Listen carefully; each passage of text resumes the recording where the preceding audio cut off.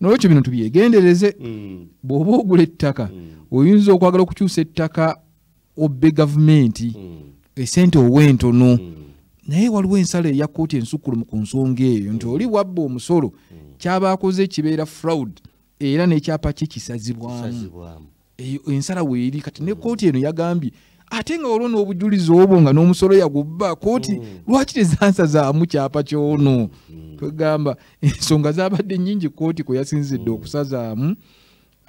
Naye nduza mundu tuliyogera ne ku nsonga ya bona fide purchaser for value. Omuntu asobola okugula ekintu n'agamba nti wadde waliwo obubbi nenze nagula simanyi nawaayo sente zange mu buntu butuufu sisaanye kubonerezebwa olw'ebizibu bali abanguza bwe baba balina ebizibu bye bakola oba obukumpanya oba bulyako bye batuukako.